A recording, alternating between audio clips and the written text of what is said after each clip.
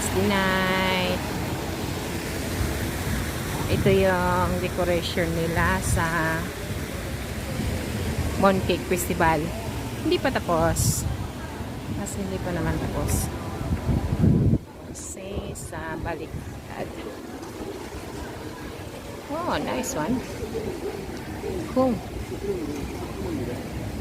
Parang siya sa planet. Sa photo.